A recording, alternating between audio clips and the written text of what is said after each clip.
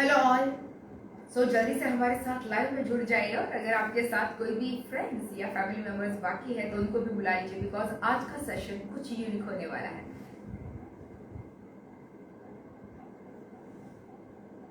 सो हम यहाँ पे लाइव हुए हैं द डॉक्टर दीप्ति पटेल जी। मैंने द क्यों लगाया वो बाकी जितने भी सूरत के लोग हैं उनको पता है कि she is the one, she is the lady जो 33 साल से, जब शायद आप इसमें से कितने मम्मीज ऐसी होगी कि जब थी भी नहीं, और कितने लोग ऐसे भी होंगे जो यहाँ पे ही आके अपनी डिलीवरी करवाई होगी अभी तक के उनके लाइफ की जर्नी में अमेजिंग एक्सपीरियंस के साथ, amazing human being doctor Deepti Patel ji के साथ मैं यहाँ पे लाइव हुई हूँ।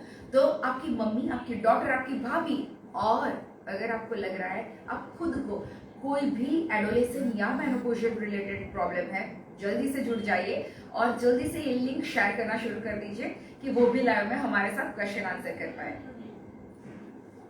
नमस्ते।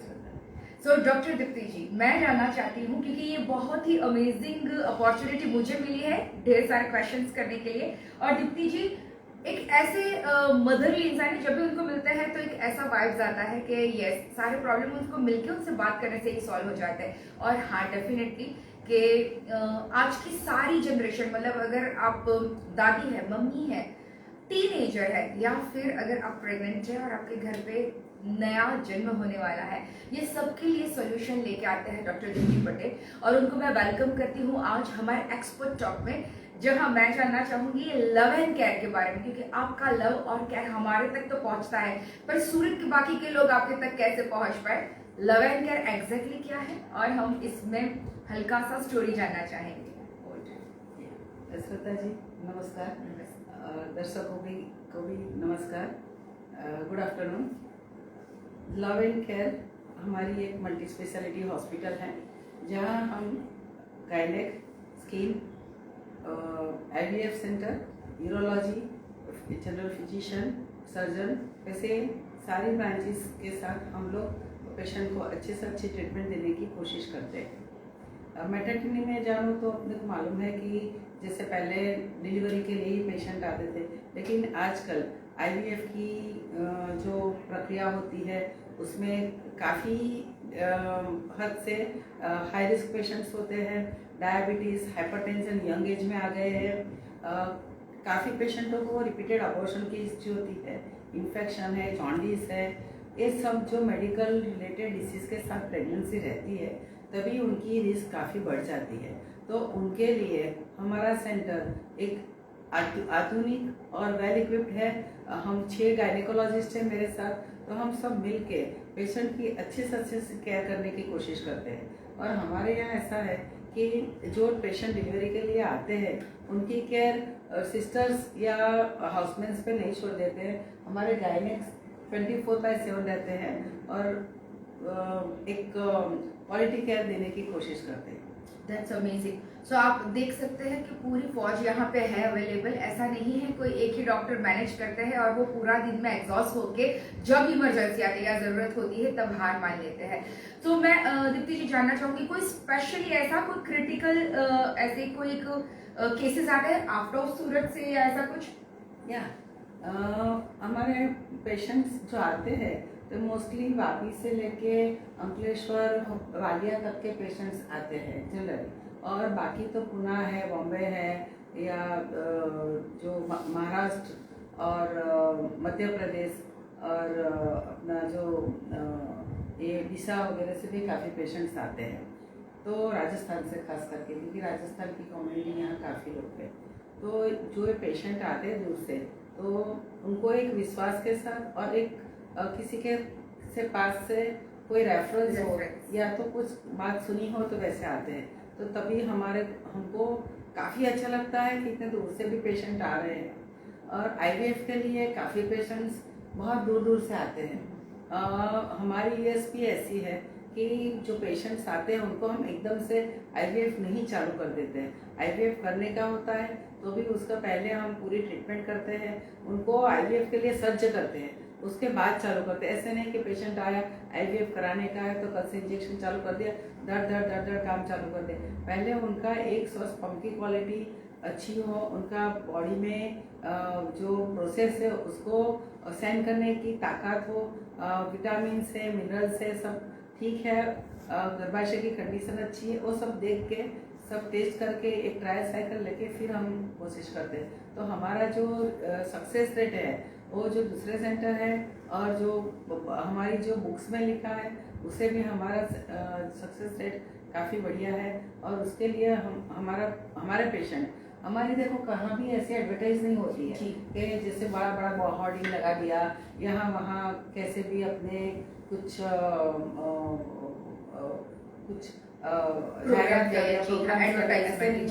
हम करते हैं, डिसेंट वे में करते हैं, फिर भी पेशेंट्स रेफरेंस थ्रू सबसे इम्पोर्टेंट यही है ना कि अगर मैं खुश हूँ तो मैं डेफिनेटली मेरे घर में बहुत सारे लोगों को रेफर करूंगी। और यहाँ पे ये एक चीज है कि हम डॉक्टर को कुछ डिफरेंट वे से देखते हैं कि अगर डॉक्टर के पास गए और वो हमें IVF करवा देंगे, या फिर एक मिथ होती है डॉक्टर रिलेटेड जो यहाँ पे ब्रेक होती है, जैसे डॉक्टर दीप्ति जी ने हमें बताया। सो प्रेगनेंसी रिलेटेड तो बहुत सारे ऑप्शन से दूर दूर से लोग आते ही है, बट आज मैं थोड़ा बहुत जानना चाहूंगी स्पेसिफिकली हमारे यहाँ पे जो टीनेजर है, एडोलेसेंट है, उनको क्या करना चाहिए अपनी हेल्थ रिलेटेड, गाइनिक हेल्थ रिलेटेड। श्रद्धा, अभी हैरान की बातें है कि टीनेज में प्रॉब्लम बहुत बढ़ गई। पहले जो आते थे मानो कि महीने में 1 या 2 छोटी लड़की आती थी, वो भी आती थी तभी लगता था अरे छोटी बड़ी बच्चे को क्या हो, लेकिन अभी रोज के 1-2 पेशेंट छोटे छोटे आते हैं। तो खास उनका रहता है, एक तो उनका मेंसेस बहुत जल्दी आता है।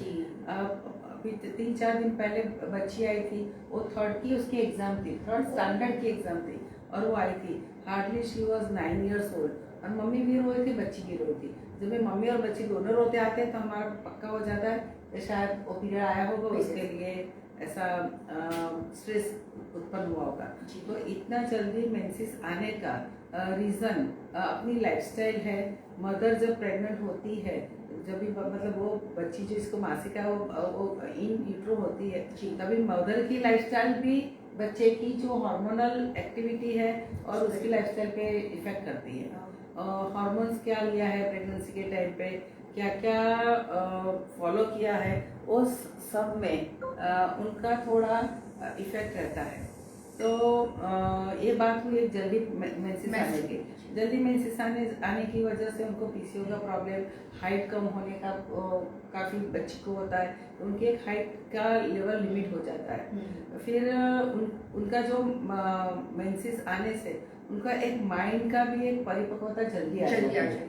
और थोड़े मतलब क्या सोशल अपनी जो इंडियन कल्चर है उसमें थोड़ा उन पर थोड़ी दबाव भी रहती है मानसिक रूप से, कभी तेरे को ये नहीं करने का, तेरे को ऐसे बैठने का, ये करना है, सारी मतलब वो सब रोक टोक बढ़ जाती है। और दूसरा है कि उनको मेंसेस जो आती है वो इरेगुलर आने का, बहुत आने का, कम आने का, मेंसेस के साथ की जो प्रॉब्लम है वो भी जुड़ जाती है। काफ़ी बच्ची को पॉलीसिस्टिक ओवरीज का प्रॉब्लम होता है, मतलब हार्मोनल प्रॉब्लम होता है, उसकी वजह से बॉडी बहुत बढ़ जाती है। कभी किसी किसी को हेयर है, पिंपल्स है, वो सब बहुत सारी प्रॉब्लम बच्चे को हार्मोन्स की वजह से होती है। टीनेज के दूसरे प्रॉब्लम है, अभी लास्ट मंथ में मेरे पास 2 बच्ची आई जिसको पेट में गठन थी। अरे आप देखो इतनी छोटी सी उसकी कमर, बराबर, उनको मेरे को एंडोस्कोपी से उनका OT किया मैंने, बराबर।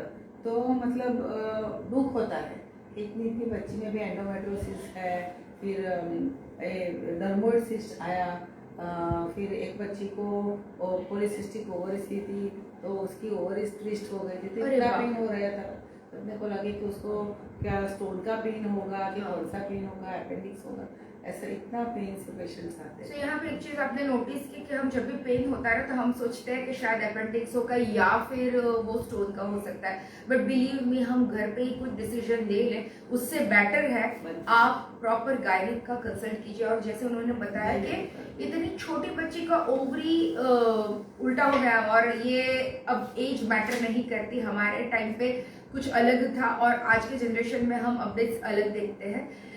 वन मोर थिंग कि अगर जल्दी से मेंसेस में आ रहे हैं, या पीसीओडी या पीसीओएस है, मुझे एक चीज थोड़ी जाननी थी सर्वाइकल कैंसर रिलेटेड। तो अगर अभी से कोई चीज ध्यान रखनी है तो उसके लिए थोड़े टिप्स बताइए। या खास ध्यान रखने की बात यह है कि जो रिलेशनशिप में रहते हैं, लिविंग रिलेशनशिप में रहते हैं, या तो फिर जो अर्ली इंटरकोर्स की हिस्ट्री होती है, दैट मैटर्स कि सर्वाइकल कैंसर का एक प्रिकॉशन रहता है।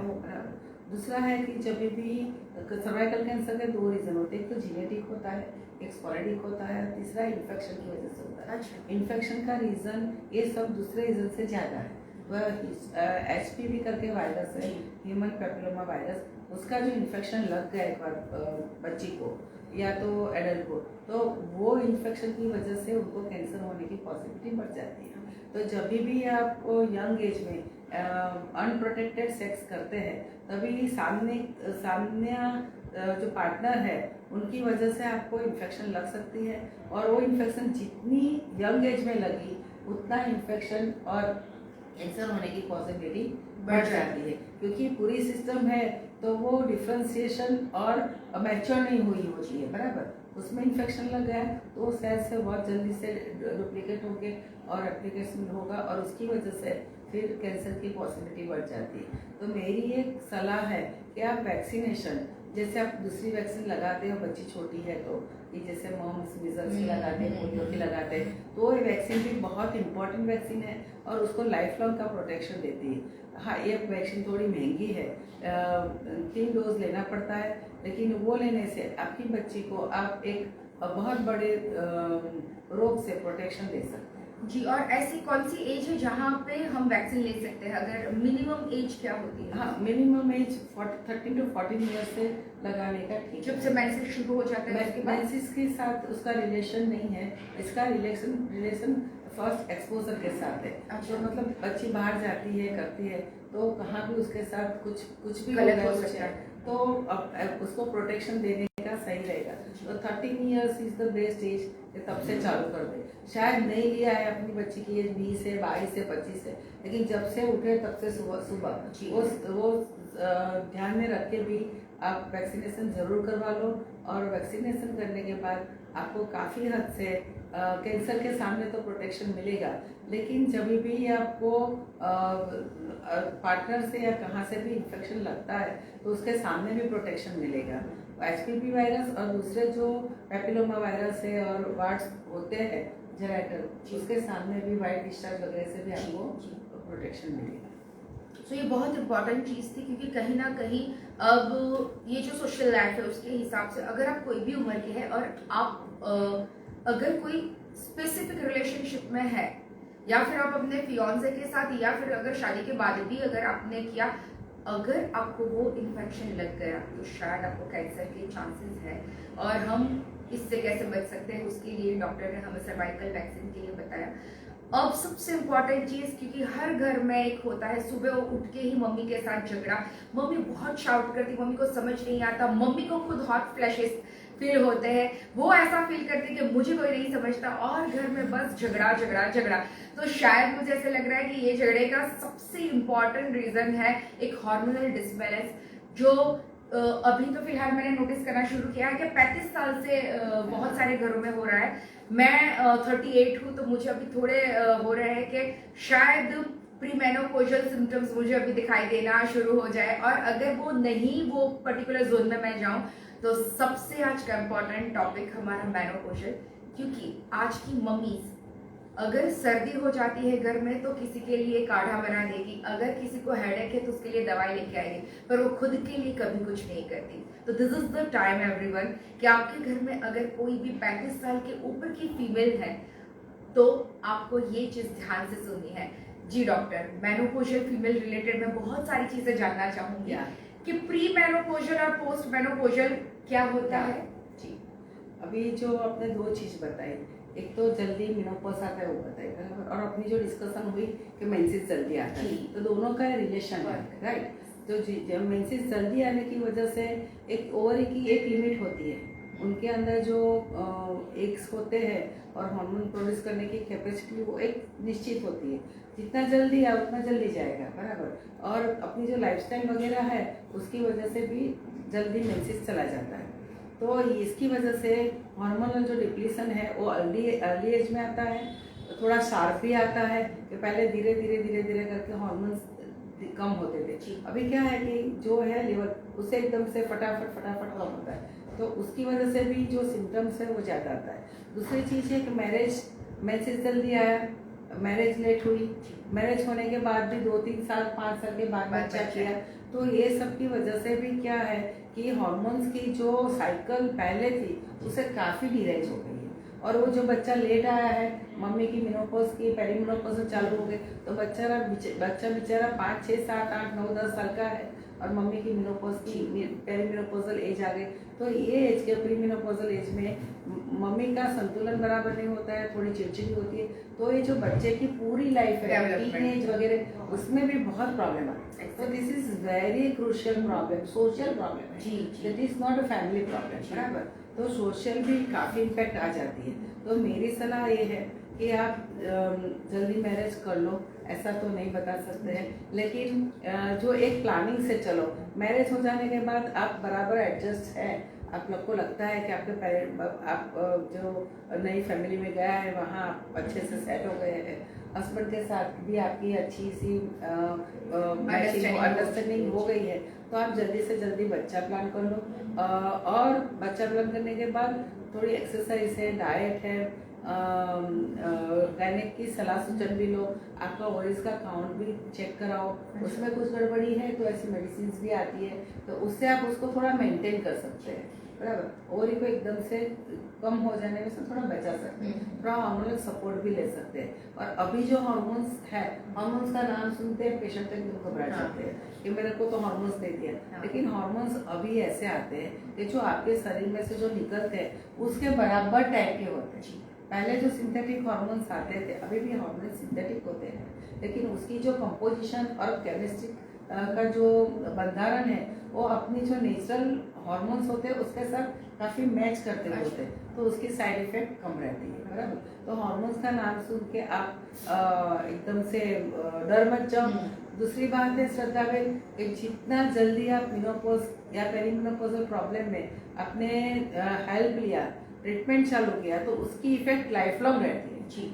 एक बार आपके सेल्स कम हो गए, वो सेल्स का जो इनर्वेशन, मतलब ये सेल्स कैसे काम करते हैं कि एक वजाइना की जो ये लेयर है उसके अंदर ब्लड सप्लाई वगैरह तो होता है, लेकिन उसको हार्मोन्स के साथ बाइंड करने के लिए रिसेप्टर्स होते हैं। अच्छा। और रिसेप्टर्स जो होते हैं वो जो हार्मोन्स शरीर में घूमते हैं फिरते अपने लोकल अप्लाई करते हैं, तो रिसेप्टर्स हैं उसको कैच करते हैं, बराबर। और फिर उसकी इफेक्ट आती है सेल में, फिर सिग्नल देते हैं। लेकिन जब भी आपने हार्मोन्स एक लेवल से कम हो गए, तो ये जो रिसेप्टर्स है वो काम करने का बंद हो जाता है, फिर उसको रिवाइव करने का बहुत डिफिकल्ट होता है, बराबर। तो जब भी आपकी फिजियोलॉजिकल सिस्टम्स बराबर है, तभी आपने ट्रीटमेंट चालू कर दिया या अंडर ऑब्जर्वेशन है, तो you will get 100% difference definitely. तो और दूसरी एक बात है कि जो बोन के साथ जो ऑस्टियोपोरोसिस बोलते हैं ना, तो जैसे मेनोपॉज आने वाला हो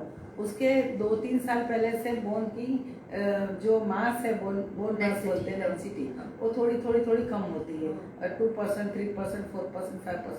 पर जैसे मेनोपॉज आता है और जो फर्स्ट 2 इयर्स है उसके अंदर एटलीस्ट 10 to 20% बोन लॉस हो जाता है, समझे। तो जो आप यदि आपने प्री मेनोपॉज या मेनोपॉज आने के टाइम पे आपने ट्रीटमेंट लिया है, तो you can stop this 20% of bone loss, that is permanent loss, right. तो इसके लिए हम लोग बताते हैं कि बी केयरफुल, थोड़ी एक्सरसाइज करो, वेट स्ट्रेंथनिंग करो, हार्मोन्स को आप थोड़ा बहुत लाइटली मत लो, और अच्छी सी लाइफस्टाइल से अपना जीवन अच्छे से बिताओ और फैमिली को बैलेंस करो। एग्जैक्टली। सो कहीं ना कहीं हम स्ट्रांग होंगे तो हमारा फैमिली स्ट्रांग होगा, अगर हम हैप्पी रहेंगे तो हमारे आसपास के लोग हमसे खुश रहेंगे, और हमें जो चीज़ चाहिए कोई मुझे समझे, पर कहीं ना कहीं हमें ज़रूरत है हम खुद को समझे। अब आप ध्यान रखिए, अच्छा फूड या डाइट के अलावा एक चीज़ होती है जो है मेंटल पीस। ये मेंटल पीस कब आएगी? जब आप अपने अंदर जो चेंज हो रहे हैं उसको एक्सेप्ट करेंगे और आप कोई प्रॉपर कंसल्टेंट के पास जाके उसकी सलाह लेंगे। अगर आपको लग रहा है कि मुझे क्या हो रहा है, मुझे समझ नहीं आ रहा, तो सबसे बेस्ट चीज़ है लव एंड केयर। अड़ाजन में ताड़वाड़ी पे डॉक्टर दीप्ति पटेल, जो बहुत ही प्यार से और बहुत ही केयर से सभी पेशेंट को ट्रीट करते हैं। तो मैं यहाँ आप सबको बता रही हूँ, यहाँ एड्रेस हम नीचे कमेंट में मेंशन कर देंगे, प्लीज डू विजिट और एक कंसल्टिंग आप एक्सपीरियंस कीजिए कि उनकी बातों से और उनके एग्जैक्ट डायग्नोसिस से आपके सारे प्रॉब्लम्स वहाँ पे ही सॉल्व हो जाएंगे। और एक है ना कि प्रायोरिटी कीजिए अपनी हेल्थ को। आपके फैमिली मेंबर को तो आप हमेशा प्रायोरिटी देते हैं, पर आप खुद की हेल्थ को भी प्रायोरिटी दीजिए। मेनोपॉज और एडोलेशन, जी हाँ, अगर आपकी लड़की टीन एज में है और आप अगर मेनोपॉजल एज में है तो घर में बहुत ज़्यादा प्रॉब्लम्स होने वाली है और वही सारी शांति आपके हस्बैंड पे, उनके बिजनेस पे भी रिफ्लेक्ट कर रही है। तो यहाँ पे हम हमारा लाइव समाप्त कर रहे हैं। एक चीज मैं बताना चाहती हूँ कि लव एंड केयर, राइट? तो मैं सब यहाँ दर्शकों को बताती हूँ कि love yourself. If you love yourself then people will love you, right? And care, you care yourself, people will care for you. Perfect, thank you.